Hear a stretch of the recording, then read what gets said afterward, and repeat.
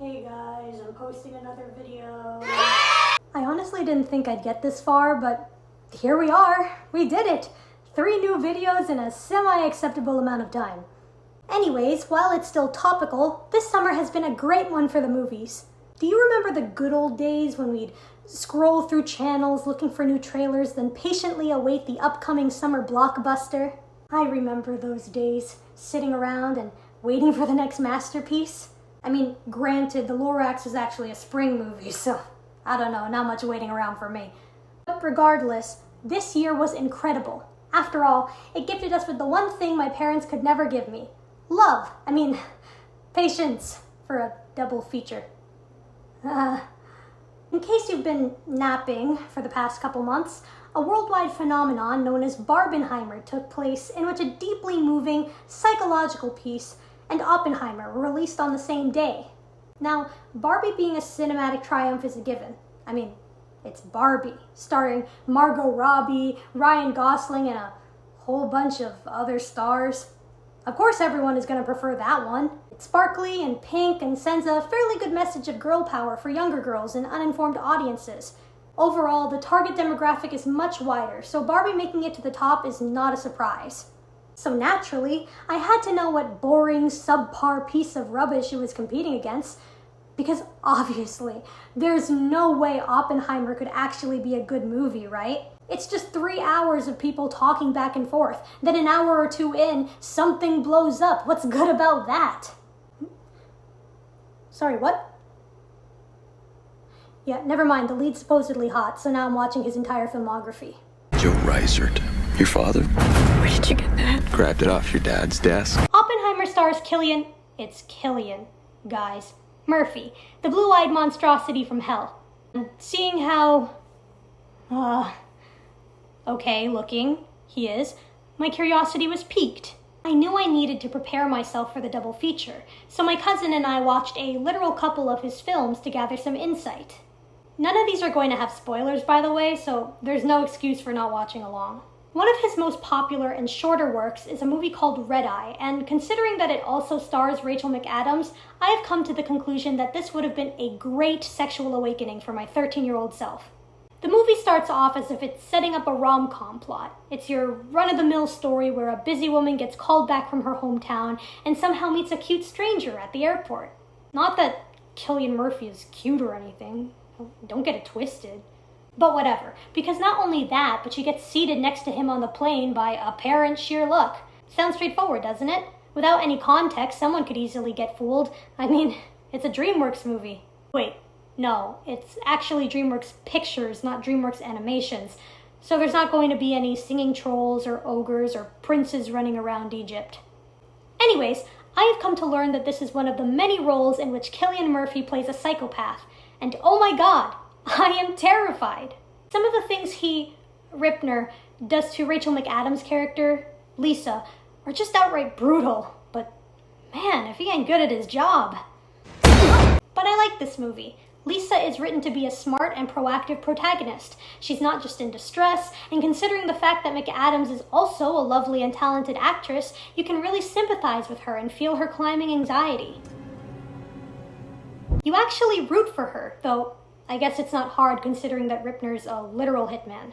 It worries me that Cillian Murphy plays him so well. All in all, it's a straightforward plot with a cute opening. Just prepare for the horrors of mind manipulation to get unleashed as things progress. Thanks for the quickie.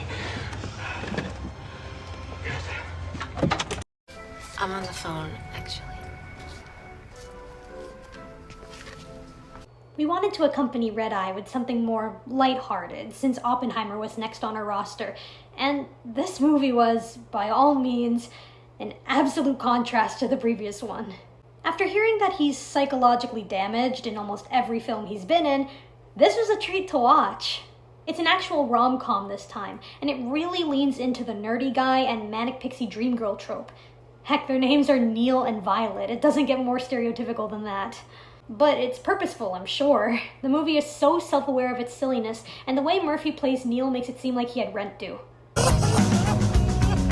The movie was hilarious. Lucy Liu, who plays Violet, does an incredible job of making me question my entire existence. She's practically playing a teenager with the way she carries the character, and it just shows me that I'm wasting my life away. I know, I should go swim in the pool fully clothed to fulfill my quirky fantasies. I'm gonna be honest, I have no idea what the plot was supposed to be. It was just a film lover meeting a girl who brought his love for fiction to reality, and it was cute. That's all it was.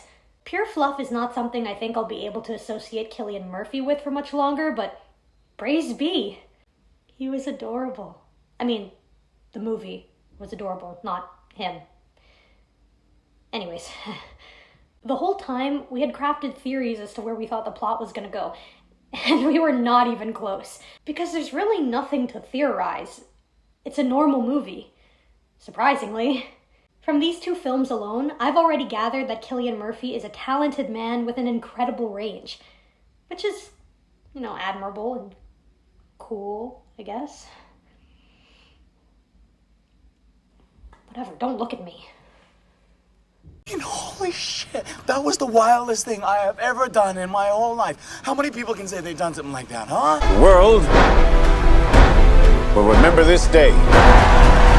Okay, so we had the pleasure of watching Oppenheimer in standard IMAX next, and oh my god, it was beautiful. I mean, boring. It sucked. It was boring.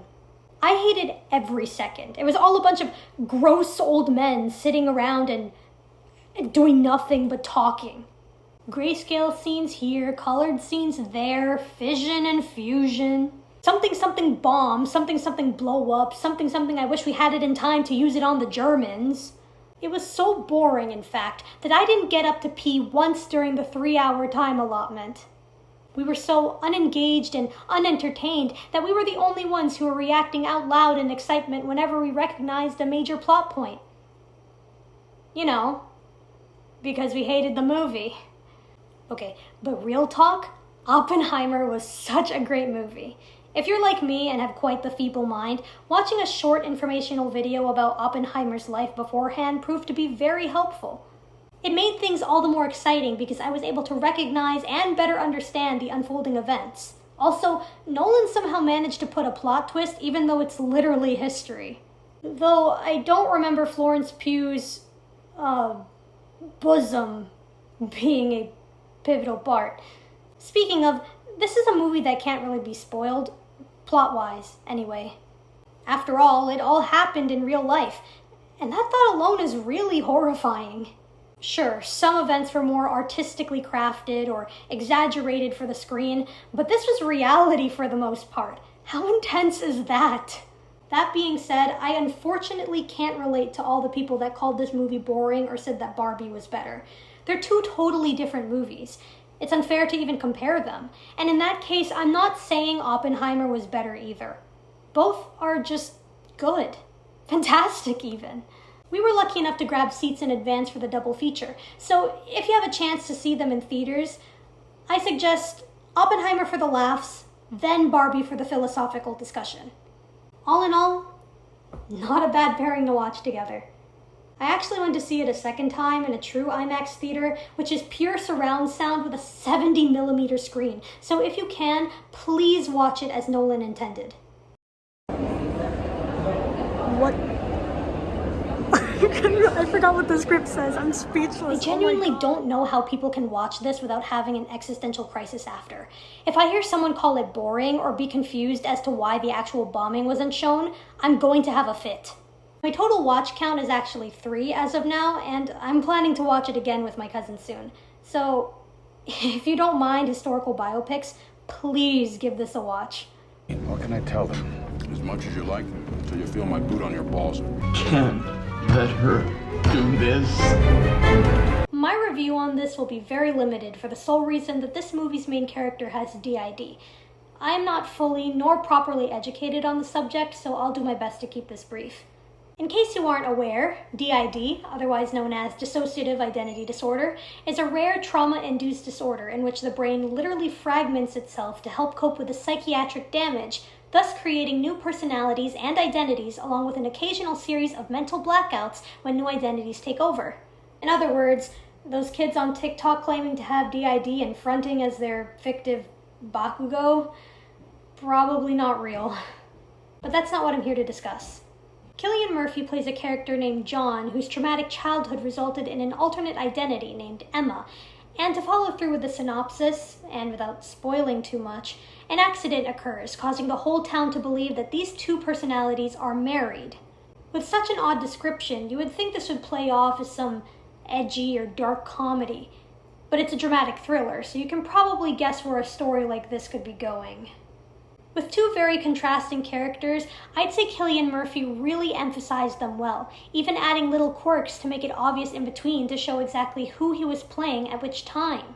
His portrayal is effective. All you can feel is sorrow for every character involved. Not to mention, he makes a great woman. Also, for the record, I think it's hilarious that he had to wear brown eye contacts to appear less intimidating.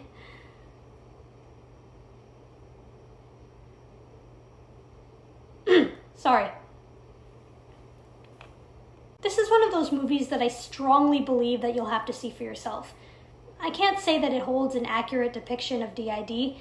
To my knowledge, it isn't the most accurate, especially towards the end, but compared to a movie like Split, it doesn't demonize nor antagonize it, which makes it a million times better, even if that's just the bare minimum.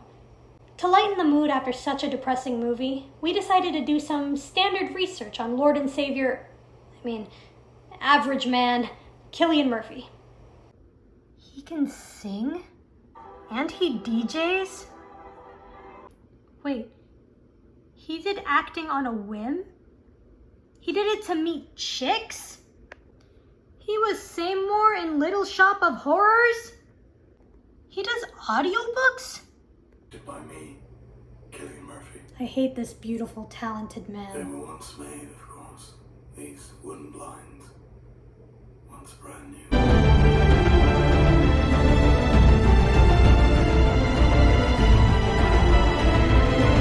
Now, look, if you told me a year ago that I'd one day watch Inception willingly, I'd probably say, what's that? I've never been into movies. I don't watch movies. This is the most time I've spent watching movies. But to explain, Inception is basically a ripoff of my 3rd grade screenplay in which the whole story was a dream. But this time, it was a dream within a dream, so that was a dream too. But wait, there's another layer, so that's also a dream, and guess what? That also was a dream. Sounds confusing? Don't worry. The movie isn't actually all that hard to follow. I do have a few questions, like how do totems actually work, but that's for another time. The casting for this movie was pretty interesting. Not only is this a Cillian Murphy marathon, but we even got Elliot Page back-to-back, so that was a nice surprise. It also stars Leonardo DiCaprio as main character Corn on the Cob, aka Inception, and best character Arthur, aka Exposition, played by Joseph Gordon-Levitt. So once we've made the plant, how do we get out? And I'm hoping you have something more elegant in mind than shooting me in the head. A kick. What's a kick? This, Ariadne, would be a kick. The plot follows Cobb, who is tasked with planting an idea inside the mind of Cillian Murphy's character. What's the idea? I'm not telling. Go watch the movie. It's as meta as you expect it to be. They really emphasize the fact that everyone's dreaming with little things like, you'll wake up if you feel like you're falling. As if that weren't already the point. Also, I know I was doing a whole bit where I've been pretending that I don't have the fattest crush on Cillian Murphy, but I'm sorry. He's just too handsome in this movie. My facade's gotta fall for this one. He's such a beautiful man, and he's not psychotic in this movie, so it's weird, but man, he's so gorgeous, and for what? This isn't fair! Anyways, back to our regularly scheduled program.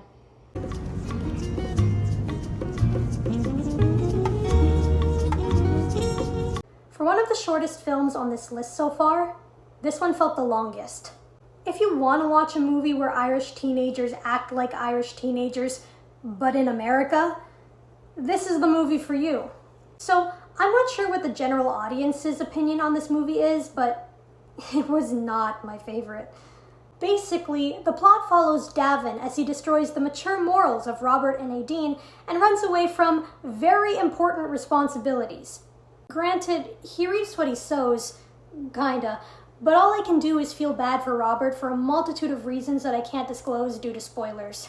Again, in my opinion, it's a bunch of young adults neglecting to take responsibility for their actions, and as much as it tries to play off as a slice of life, I feel that the overall message is, this is what not to do. But because I'm an easily influenced young adult and love being awful, I'm gonna jump in the pool again. So yeah, not the class's favorite. I could hardly even register the beauty of Cillian Murphy because my boy was massacred. But at least that shows that he's such a versatile actor. And besides, I'm not opposed to seeing a young Cillian Murphy. He cut his wrists. Probably looking for the insanity plea. But if anything should happen... Of course. Better safe than sorry. For the last segment today, I just wanted to preface something. I had a crush on a boy in high school, and when I showed a picture of him to one of my college friends, he piped up and said, "He looks like Scarecrow from Batman." So in case you're wondering what point I'm at in life right now, it's this. I'm humiliated to say that I was in denial for too long. So I'm now obligated to inform you that, yes, I would like to see his mask. Now, I've never been a big fan of hero films until my cousin held me against my will and force-fed me each of the Marvel movies. I am now a fan. So this was an interesting watch. In the past, DC had always been too dark and edgy for me. I slept through Batman vs. Superman, sorry. But now that I know that Cillian Murphy's in it, sign me up! Also, I like Christian Bale, though I'm embarrassed that it took me too long to learn that he's English. Anyways, sure. The ninja training montage went on for too long, and the Asian voodoo magic BS was kinda aggravating to watch, but I think it really picked up from there. This isn't a spoiler, it's basic Batman knowledge, but Bruce Wayne's parents getting shot, then saying, "Do not be afraid," is probably the funniest thing I've ever seen. Like, yes, it's sad and traumatic, but telling a kid not to be scared after seeing their parents die is messed up. But, of course, the best part about this are the silly one-liners, and I'm so glad my ears are blessed with... You need to lighten up. Also, watching Cillian Murphy ride a horse and get tasered was not part of my bingo card for this movie, but I'm not complaining. Though I do wish there was more Batmaning and more of Scarecrow, but it is called Batman Begins and not Batman's midlife journey. But I also want to say that casting Cillian Murphy as Scarecrow was a great choice. He was considered for the role of Batman, and as much as I love Mr. Murphy, after seeing his tapes, I'm so glad we got Christian Bale. Are you aware of the disappointed Cillian Murphy meme on the internet? The what? The disappointed Cillian Murphy meme. What's a meme? So, after all this, what was the point? What have we learned? Cillian Murphy is beautiful? Check. He's talented? Check. I don't know if I want him or want to be him? Check. Okay, well, that's a lot of films, so I think that's it for now. Alright, bye!